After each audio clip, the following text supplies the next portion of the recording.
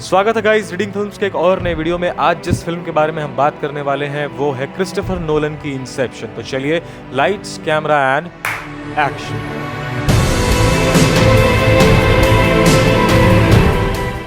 तो आज हमारे साथ दो लोग और हैं, अभिनव एंड लक्षिका, एंड उन्होंने भी अपनी व्यू प्रेजेंट किए हैं हम सभी को कि भाई इंसेप्शन देख करके पहली बार क्या थॉट आता है, या जब इंसेप्शन उन्होंने देखी थी तो उनको क्या समझ में आया। तो ये मेरे ख्याल से एक अच्छा पॉइंट होगा आप सभी के लिए, शायद आप कनेक्ट कर पाए उन लोगों से भी कि उनका क्या पर्सपेक्टिव है। Let's look at what they want to say about it. Hi, Reading Films. I am Lakshika. I am a PR professional in one of an agency in Delhi.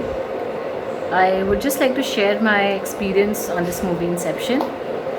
तो जब भी मैंने मूवी देखी तो मुझे तो काफ़ी कंफ्यूजिंग लगी। मतलब मुझे समझ में नहीं आ रहा था कि मूवी में चल क्या रहा है। स्टार्टिंग कुछ और था, कनेक्ट कहीं से और कर रहे थे, एंड कुछ और था। जनरली मूवी स्ट्रेट चलती हैं या यू गेट टू नो कि इसमें क्या आगे होने वाला है, but this was not the case with Inception. With the help of the architect आप एक ड्रीम वर्ल्ड क्रिएट करते हो जिसमें वो तीसरा बंदा आता है with the help of the dreamer, और ड्रीमर चीज़ें सोचता है। और I am really confused about this movie. I am really very confused about this movie.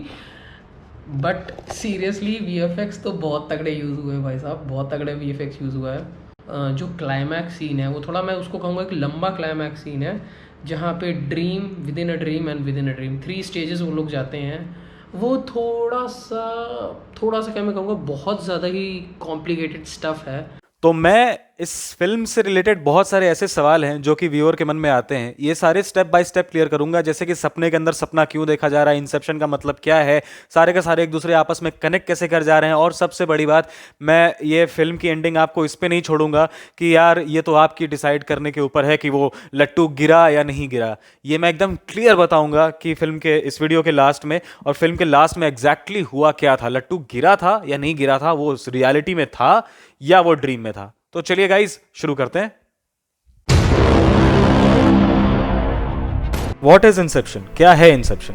Inception मतलब होता है किसी चीज की शुरुआत करना। इंसेप्शन दरअसल अपोजिट होता है एक्सट्रैक्शन का। एक्सट्रैक्शन मतलब होता है किसी चीज को निकालना, वहीं पे इंसेप्शन मतलब होता है किसी चीज को डालना। तो फिल्म इज अबाउट कि हमें एक आदमी के दिमाग में एक आइडिया को इंसेप्ट करना है, यानी कि उसको डालना है, और उस आइडिया को हम उसके अंदर डालेंगे सो दैट कि वो आइडिया नेचुरली ग्रो कर सके। This is Inception.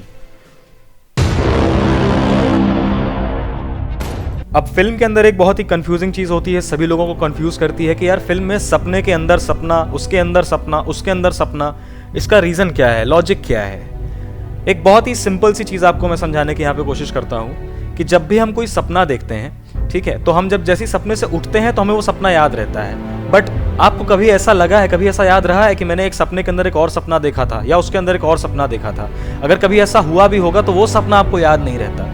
इसीलिए जो सबकॉन्शियस माइंड है हमारा, उसकी अगर सबसे गहराई में अगर जाना होगा तो हमें यही चाहिए होगा कि हम उसके इतने अंदर चले जाएं, सपनों के इतने अंदर चले जाएं कि उसे ये एहसास ही ना हो कि वो जो देख रहा था वो सपना था, उसे वो अपने ही सबकॉन्शियस माइंड का पार्ट महसूस होने लगे। इसीलिए इतनी सारी लेयर्स बनाई गई, एक के बाद दूसरा सपना, उसके अंदर फिर एक और सपना, और फिर एक और सपना, और फिर एक और सपना।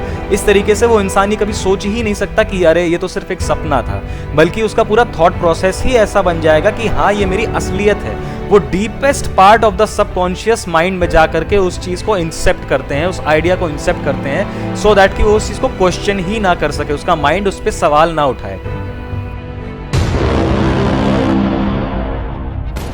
अब सवाल ये आता है कि ये सारे के सारे एक साथ कैसे कनेक्ट होते हैं, सारे के सारे एक दूसरे के सपनों में कैसे घुस जाते हैं। दरअसल फिल्म में ही ये बताया गया है कि ये मशीन दरअसल मिलिट्री ने बनाई थी सो दैट कि सारे के सारे सोल्जर्स को ट्रेन किया जा सके एक दूसरे को मारने, किल करने पे, स्ट्रैंगल टू डेथ, या इस तरह का ऐसा एक्सपीरियंस करने के लिए जो कि वो रियल लाइफ करने में डरते हैं। बट वो सपनों में करेंगे तो वो रियल लाइफ करने में उनको डर नहीं होगा, हिचक चली जाएगी, और वो एक बेहतर सोल्जर बन सकेंगे।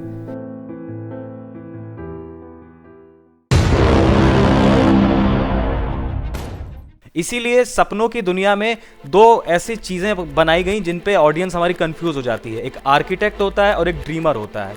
इमेजिन करिए किसी सोल्जर को हमें ट्रेन करना है, हम कैसे करेंगे? क्या उसको अकेला छोड़ देंगे ट्रेन करने के लिए? हमें एक आर्किटेक्ट की ज़रूरत होगी, एक ऐसा इंसान जो कि पूरा सिनेरियो डिज़ाइन करेगा, जहाँ पे दुश्मनों को डिज़ाइन करेगा और चीज़ें डिज़ाइन करेगा, और सोल्जर जाएगा उनको उस सपने में घुस करके वहाँ पे अननोन चीज़ें देखेगा, क्योंकि हमारा सबकॉन्शियस माइंड तुरंत एक्सेप्ट करने लगता है सपनों के अंदर जो भी कुछ हम लोग देख रहे होते हैं, और उन्हीं अननोन चीज़ों को देख करके वो उनसे कम्पीट या उनसे लड़ने की कोशिश करेगा। अगर वो सपना उसका खुद का होगा तब उसे ये पता होगा कि ये सारी चीज़ें मेरी अपनी बनाई हुई हैं, तब वो अननोन चीज़ों से कैसे लड़ेगा? वो दुश्मनों से लड़ेगा ही नहीं। अगर वो सपना उसी का होगा तो वो उसमें शायद उस तरीके से नहीं लड़ेगा, बट वो सपना अगर किसी और का होगा, एक आर्किटेक्ट का बनाया हुआ होगा, और वो आर्किटेक्ट उन चीज़ों को ऐसे प्लान करेगा कि यार ये चीज़ें इस तरह की चीज़ों पे आकर के हमला करेंगी, जैसे कि फिल्म में होता है, तब सोल्जर लड़ेगा। तो this is the concept of a dreamer and an architect.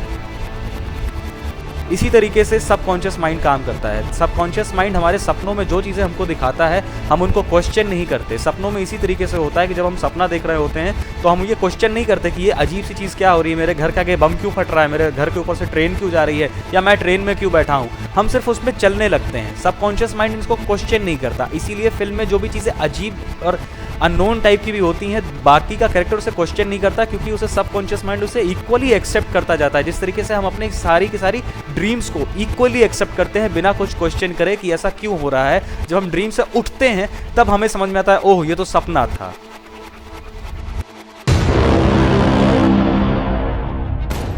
और अब फिल्म देखने वाले सभी लोगों के मन में सबसे बड़ा जो सवाल उठता है कि यार लास्ट में वो सपने में था या वो सच्चाई में था, लास्ट में वो रियलिटी थी या वो सपना था।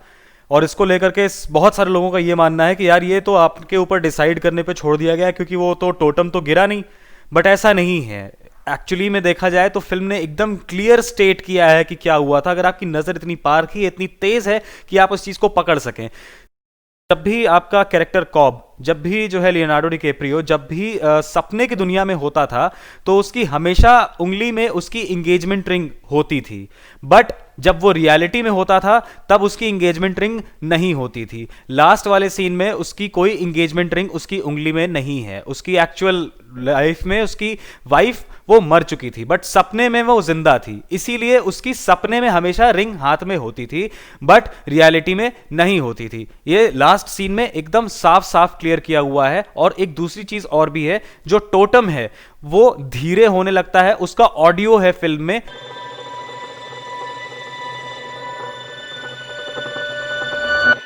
तो ये क्लियर किया हुआ है, बस आपको समझने की देरी है।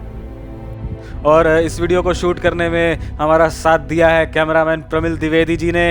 ये बहुत बढ़िया फोटोग्राफर है। मैं इनके बारे में लिंक जो है वीडियो के डिस्क्रिप्शन में दूंगा, इनके चैनल के डिस्क्रिप्शन में दूंगा।